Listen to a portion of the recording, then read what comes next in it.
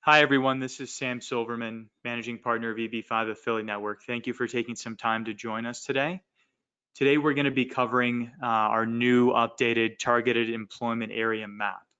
So we developed a new map that allows users to instantly determine if any site in the US or Puerto Rico qualifies as an EB5 eligible targeted employment area. And then once you get a definitive answer, then if the address does qualify, the map will generate a free qualification report that you can use for the site.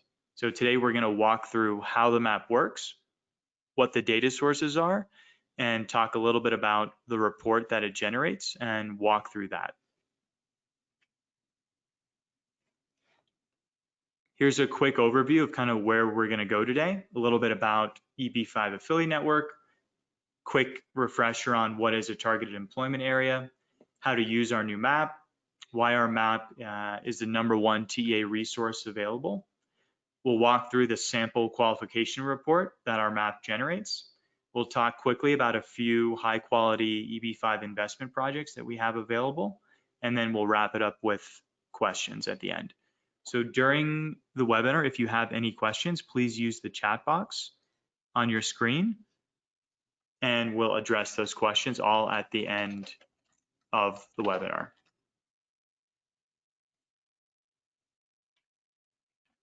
So as I mentioned earlier, I'm Sam Silverman, Managing Partner of EB5 Affiliate Network. I'm joined by my partner, Mike Schoenfeld, as well. He'll jump in now and just quickly introduce himself. Hi, everyone. Thanks for taking the time to come on this webinar. So I'm Mike Schoenfeld, Managing Partner of EB5 Affiliate Network. Both Sam and I used to work at the Boston Consulting Group together, and we've launched this company about 8 years ago at this point and have developed one of the best EB5 practices in the industry. A little bit about our company. We're a national regional center operator, consulting firm, and fund manager. We have about 1,800 or so EB5 investors across a number of projects sponsored by our regional centers. We were fortunate enough to have 14 regional centers approved by USCIS that cover more than 20 states.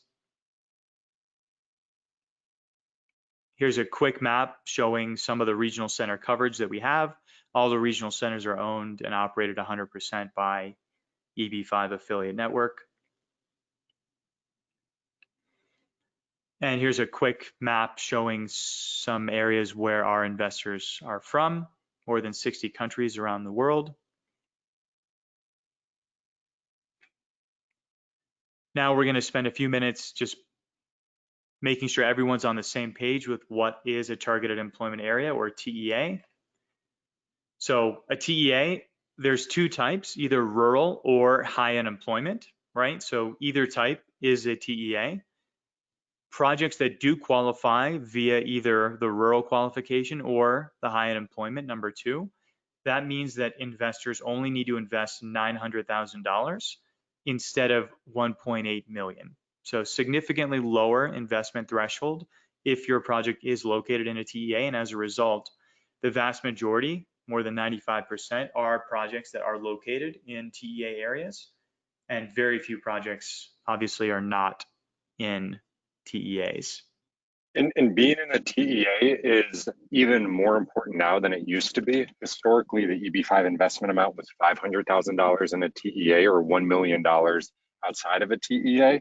And now with the difference being $900,000 to 1.8 million, we anticipate that almost every project that is funded with EB5 capital will be located within a targeted employment area.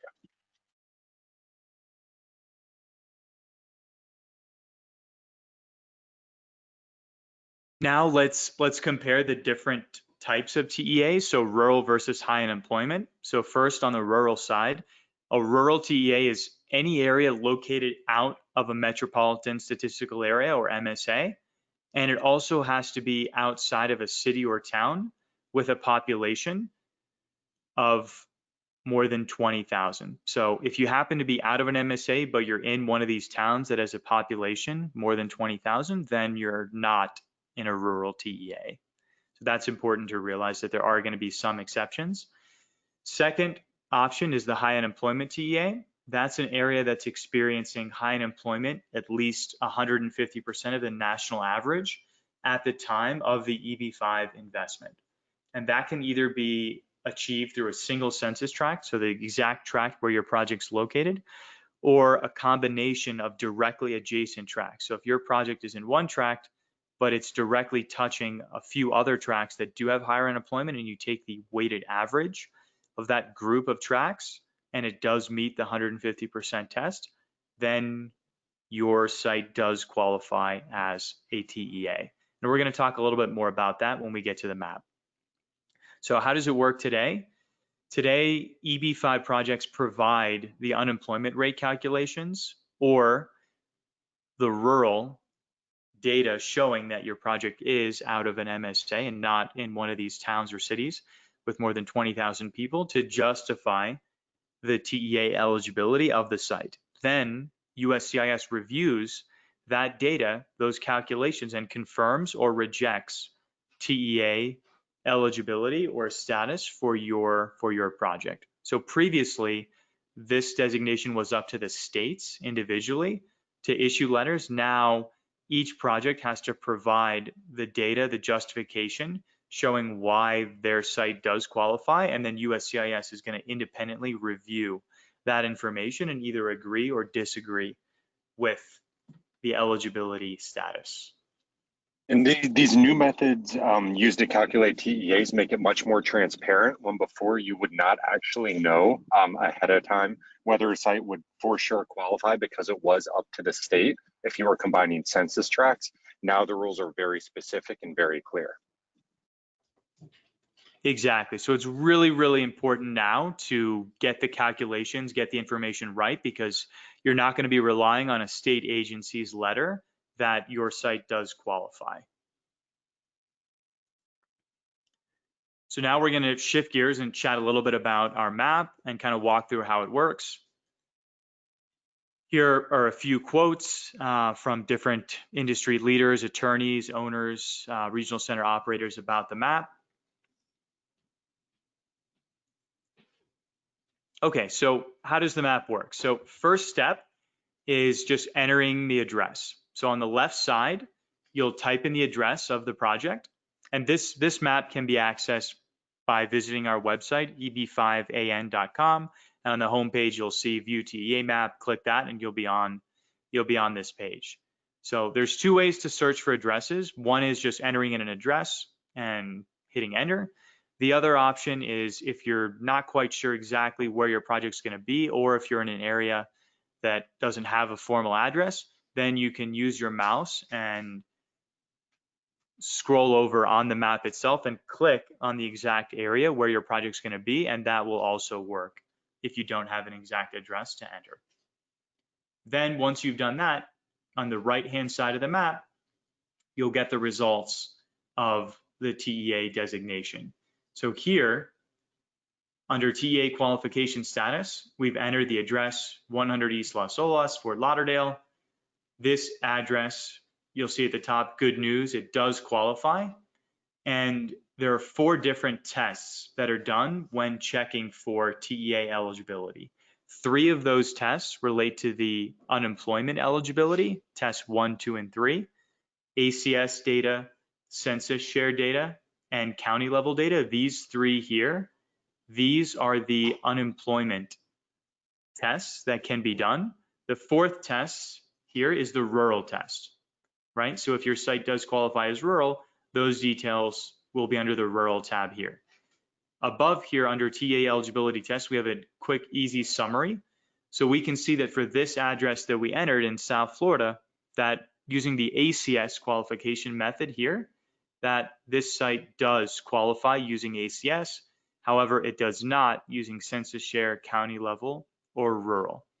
The good news is that you only need one of these 4 circles to be green in order for your site to qualify as a TEA. There's no extra credit if more than one qualifies. So as long as one qualifies, you're good, which means your site will work as a TEA, either high unemployment or rural. And then if you go down here, you can see the details on exactly what the math is behind the qualification. So in this particular site, we can see that it does qualify for ACS. So we've selected the ACS blue tab here. And then if we go down to the chart, we can see that, okay, this project is located in tract 425, which on the map here, that's the blue tract. That tracks total labor force, unemployed and employed, we can see. And you can see here that this specific tract has a low unemployment rate of only about 3%, but it's directly adjacent or directly touching to tracts 416 and 417 here on the map, these two tracts above and to the left, which are individually qualifying as high unemployment areas and have significantly higher unemployment rates. So when you take the average of these three tracts and you total up the total unemployed and you look at the total labor force and then you divide these, you determine that the combination of these three tracts, the project tract 425 and the two adjacent tracts 416 and 417, do have a combined average 9.6, which is greater than 8.79, which is the minimum rate to qualify as a TEA. So what our map does is it'll automatically highlight on our map every single tract, all these light gray tracts and the orange ones that do touch the project tract 425, and it lists all of those gray tracts here. Unfortunately, those tracts do not have high enough unemployment to be justifiably included in the calculation. So only the tracts that are needed here are included. And so with these three tracts only, your project will qualify as a TEA. Additionally, above this geographic location detail section, it tells you exactly what tract your project's in, what MSA, what county, what city.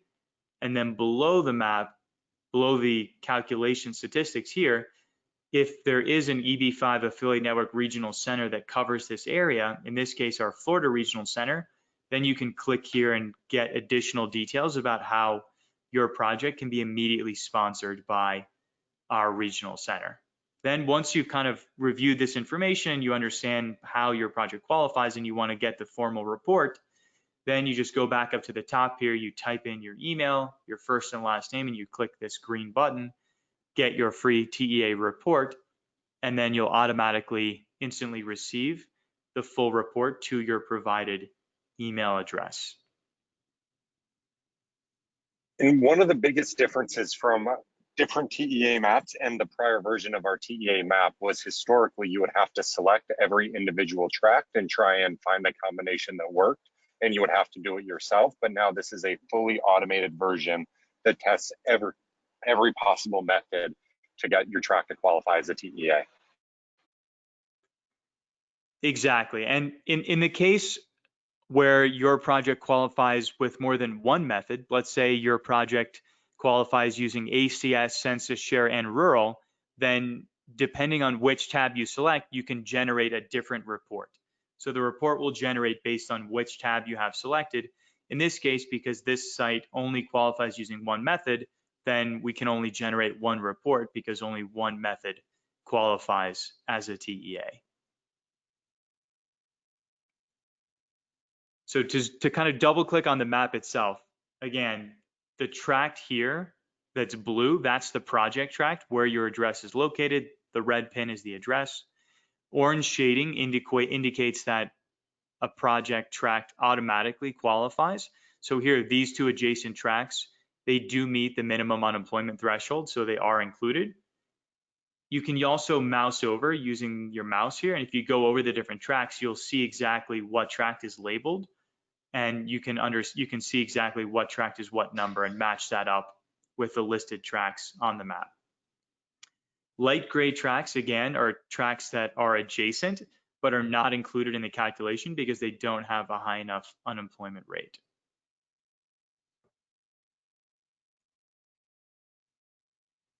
So again, now kind of double clicking on the calculation statistics here. Again, there are 4 different methods: ACS, Census Share, County Level, and Rural. And the green X or the red check will indicate whether or not that address qualifies using that method.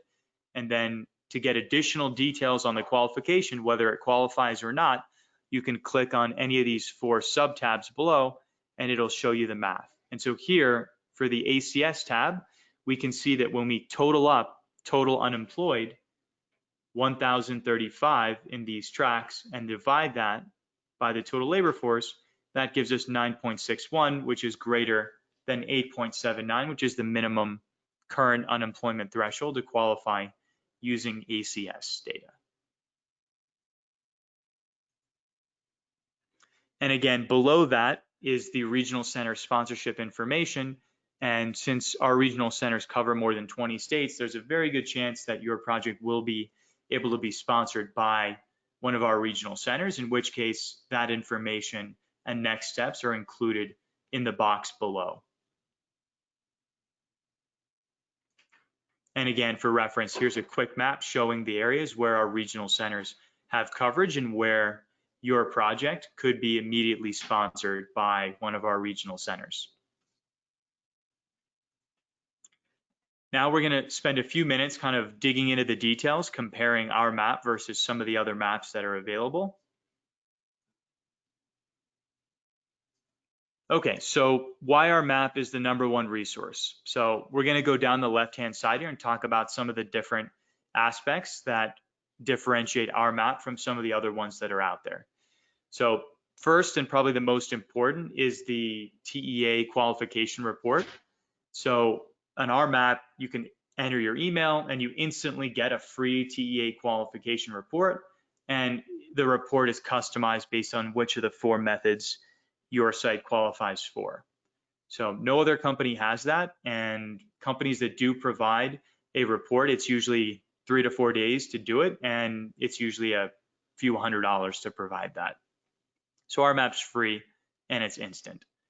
Second, excluded cities. So there are some excluded cities that would otherwise qualify, but they don't because they have a greater than 20,000 population. So our map automatically excludes these and includes the notes on the rural tab as to whether or not your site qualifies or not, taking into account any of these excluded areas. Then third, in some projects, you haven't determined exactly where your project is going to be located yet. So you want to look at a map and get an idea of what part of the city, what areas could work. So our map auto qualifies areas that do work as TEA. So you can scroll around the map without entering any address, and anything that will automatically work as a TEA, including Washington, DC and Puerto Rico, you'll see if you're in an orange area, then you automatically qualify and you don't have to do any type of a combination. Then the different methodologies, some other maps only include 2 or 3 methods. Ours is the only one that includes all 4 methods automated in a single interface. So it will definitively tell you yes or no. There's no other check that needs to be done. Then regional center sponsorship eligibility. Our site will tell you immediately if you're in one of our regional center geographic areas, and you can get immediate sponsorship and start raising funds immediately. Then another aspect here is the unemployment rate. So the minimum required unemployment rate for ACS census share and county level is based on the 150% average unemployment rate, as we mentioned earlier, and we're calculating that to 2 decimal places. Why is that important? Because when you do the calculation to 2 decimal places, it lowers the calculation threshold just by a few hundredths of a point. And that's important because there are some project sites where it's going to be very close whether a site qualifies as a TEA or not. And we'll get to that in a minute or two.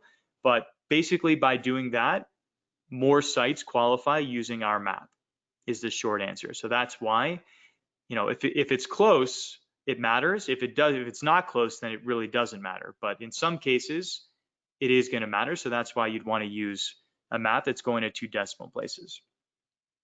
Then display census tract boundaries. So on our map, we clearly map out all the census tracts. So you can see, as we showed earlier, the project tract in blue and any adjacent tracts in gray and qualifying tracts in orange. Then we optimize the census tract selection. So not only will we show you whether it works or not, but if your site works with a combination of just 3 tracts, we'll show you just those 3. We won't show you a combination with 6, right? So, we're always trying to show you the cleanest, most elegant, simple solution. And so we've programmed the map so that, if you included every tract that had the high unemployment that was touching, maybe you have 8 tracts, but if it will work with only 5 of those 8, then it's better to show the 5. And so our map is programmed to do that. Lastly, mobile friendly. A lot of people want to check these kind of on the fly, not in front of their desk. And so our map is fully functional in iOS, Android, iPad, etc. So again, these are some of the reasons why our map is the most comprehensive and accurate tool available, and it instantly gives you the right answer and gives you a free report. Over the last few months, we've been developing this proprietary technology and have invested a lot of time and resources into it to truly create the best TEA map and the one-stop shop resource there is in EB5.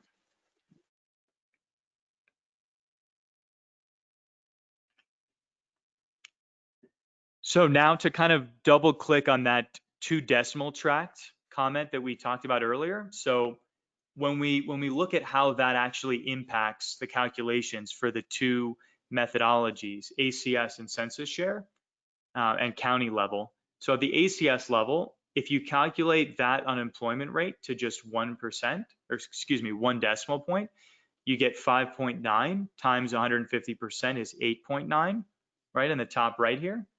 But if you take that calculation to 2 decimal points, 5.86, multiplied by the 150%, your threshold is actually 8.79.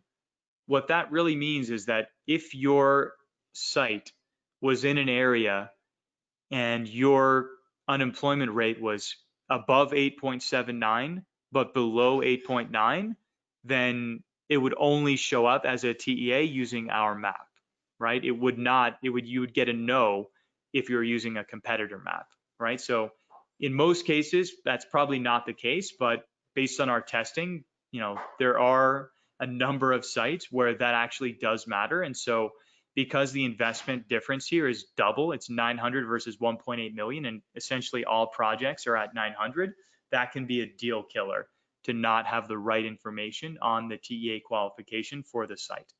And the same thing is applicable for the census share methodology below.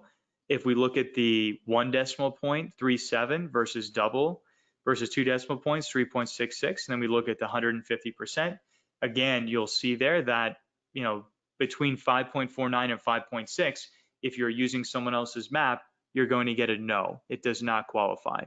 Whereas with our map, you're going to get a yes, and that's because in this case, we're just more exact and we're taking the calculations to 2 decimal points, which are specifically allowed by USCIS.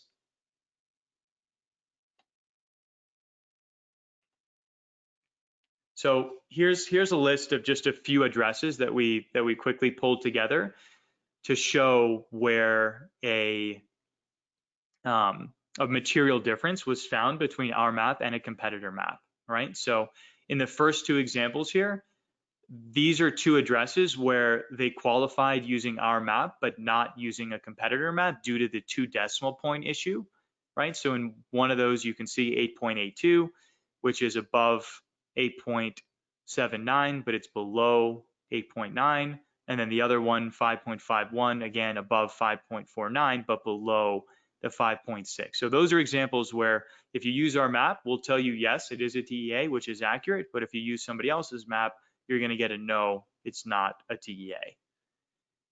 Then the following 3 addresses kind of below that show that these are addresses where our map shows you the minimum number of tracts. In this case, it's just 1. So if you type those addresses in, you'll find that those tracts, the individual project tract, 1 tract where that address is located, it qualifies automatically.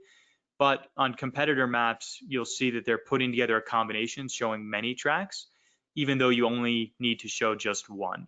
So again, the key is you want to show the minimum number of tracts, and you want to show the data that allows as many sites to qualify as TEAs as possible, right? So you don't want unnecessary track combinations, and you don't want additional steps either.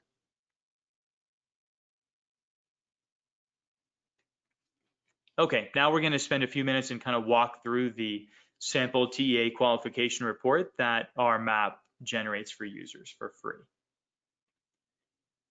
So the first page of the report is kind of an overall summary explaining how the project qualifies as a TEA using what employment calculation.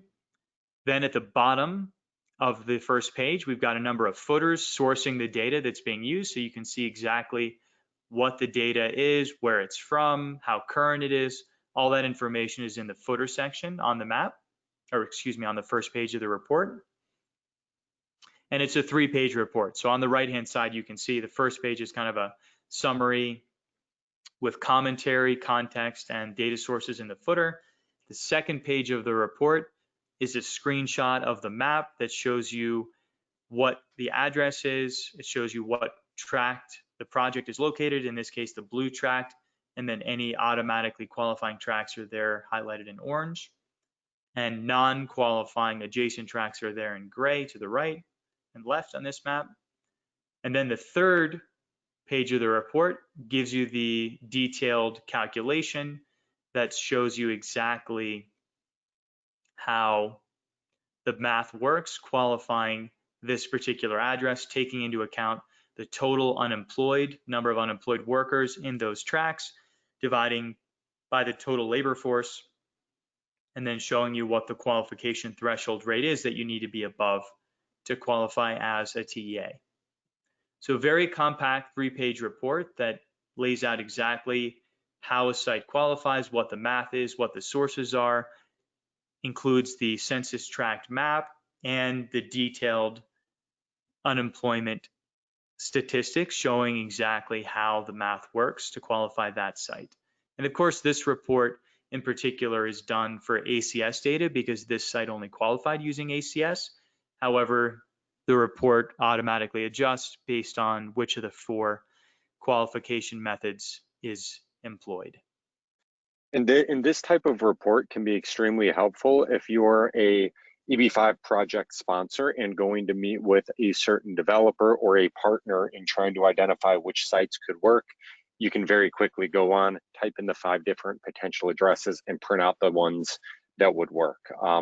Separately, if you're meeting with a potential EB5 investor looking to invest in your deal, this is an easy way to be able to prove to them that the site does qualify as a targeted employment area. So there's many different real-life applications where being able to type in address and click send me a report and print it out all within a matter of 2 minutes is extremely valuable to be able to help move a deal forward. Exactly. Thank you, Mike. Yeah, having that third-party stamp of approval is going to be really critical when you have investors who want to make sure that their project, their investment is going to be approved at the $900,000 level. You don't want to have someone invest and then, whoops, the site doesn't actually qualify as a TEA, and now they either have to put in another 900,000 or have to, forelay, not receive the green card essentially. So that's why it's really important to make sure that the data is correct. And on that note as well, the data for this map will update twice a year. In December, ACS data updates, and in April, the Bureau of Labor Statistics publishes new data, which means the census share data will also update. So as of today, the map is 100% current and will be current when the new data is released and updated on the map in December. And we'll provide email updates when that data update is imminent and once it's been implemented, but it'll be the exact same set of reports.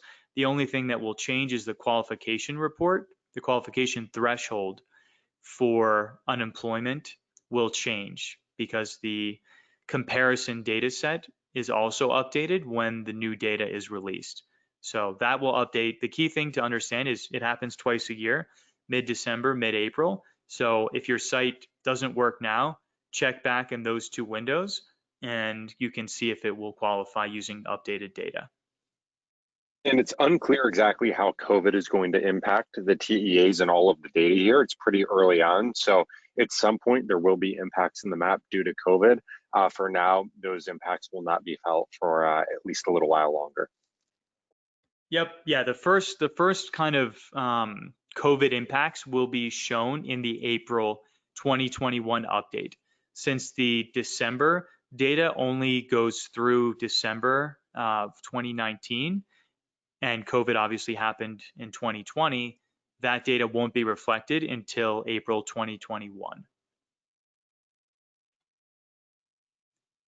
Now we're going to spend a few minutes chatting about two high quality EB5 investment projects. I'll let Mike jump in and share some information about two exciting projects that we're working on currently. Great, thanks, Sam. So the first project is at 100 Las Olas. It's known as Hyatt Fort Lauderdale. So this project is a half hotel on the bottom floors and condominium project in downtown Fort Lauderdale, Florida, and was actually the test address that we used earlier in this TEA webinar. The building is nearly complete at this point. The hotel is actually open and operational. They are finishing construction in the condominium units now. And it's a pretty unique EB5 deal because there was a phase one where EB5 investors already have their I-526s approved, and phase two is the exact same structure. So you're coming into a deal where the jobs have already been created and investors have already been approved. So it's a really unique project in the sense that the immigration risk has been drastically lowered because of it. It is being built by the Coulter Group, a large developer based in Florida, and we have done several other projects with the Coulter Group in the past.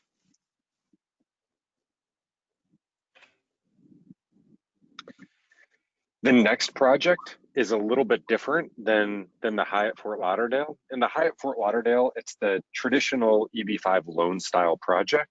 When in Saltaire, this is actually an EB5 equity project.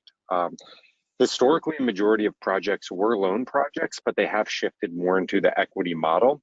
And for this one, EB5 investors are coming in much earlier in the development of the building. The groundwork is just being done now, and it'll be coming out of the ground over the next several weeks. And for this project, it's also done by the Coulter Group. There's a higher rate of return because it is an equity investment, and the project at 500,000 of that level is actually already exemplar approved. So both of these projects, USCIS has already approved the project structure, and there are exemplar approvals on both of these projects. So if you're an investor looking for a current project that's already structured and under construction,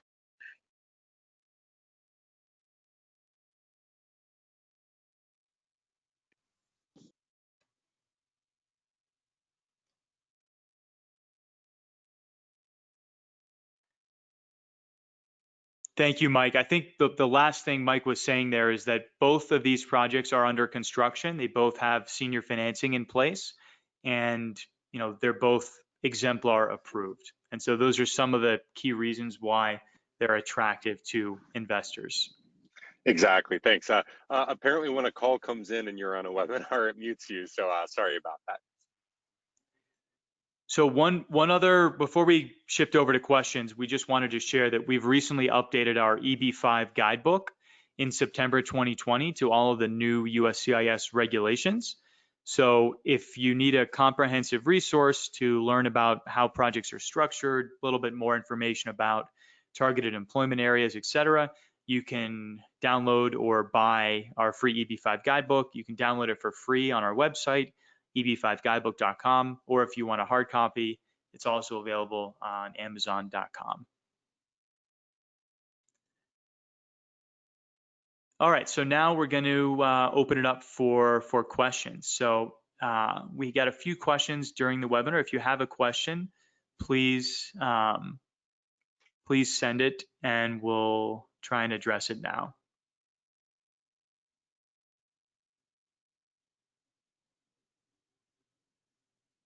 Okay, so let's see what the first question is here.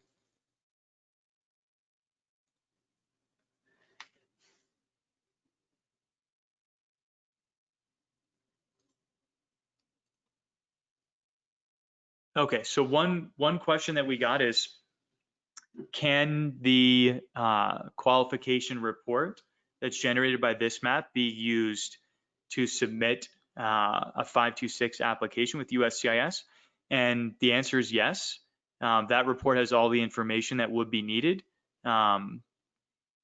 Another question that we got is, what's the difference between ACS data and census share data? So ACS data is American Community Survey data. It's a 5-year average survey, and it's released at the census tract level, whereas census share data is a combination of both the ACS data and more current Bureau of Labor Statistics data, which is released annually. And it's taking an average of that and then applying it against each individual census tract. So the short answer is that there's two different methods to get the unemployment rate at the census tract level, and they both have kind of slight differences, but both are accepted by USCIS. All right, one other question that we got is, when determining TEA designation, how long is that report going to be good for, right? So that's a great question. So as we mentioned earlier, the ACS data is updated every year in December. The census share data is updated every April. So if you're using an ACS letter, you're good until the next December. And if you're using a census shared letter, then you're good until the next April. The rural information doesn't really update other than the population of some of the excluded cities, which is updated every census. So the next update would be the 2020 census, but there's going to be a few years, obviously, before that data. It's being collected now before that data is released. So you don't really have to worry about that one for now. It's really just ACS census share in the county level. And for now, you need a current TEA letter at the time that the individual investor applies. So it's not at the project level. Instead, it's as each investor is applying, they need a current TEA letter. So it's always good to make sure that you have plenty of runway there for as you find individual investors for them to be able to submit with a current TEA letter.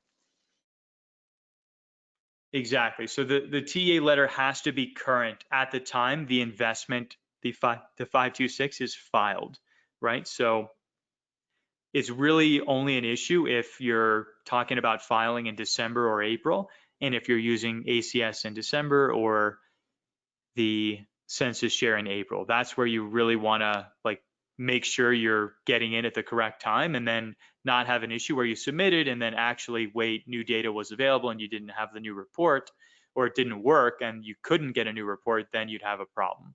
So you want to talk with immigration counsel and make sure that you're not going to have an issue with the validness of the report given the timing of the I-526 filing. All right, I think that's all the questions that we'll be able to cover on the webinar today. So if you do have other questions, please reach out to us. The contact information is on this page, 1-800-288-9138, or send us an email at info@eb5an.com, and we can respond to you. We're really quick getting back to people via email. And thank you again for taking some time to hear about our new map. And we hope you visit our website, eb5an.com, and check it out. And if you have any comments or other feedback, please let us know. We're always looking to make it even better. Thanks, everyone. As Sam mentioned, our goal is always to provide the best resources in the industry. We want to provide good free resources that make EB5 easier to use for everyone. So please let us know if there's anything else that would be helpful. And thanks again for taking the time.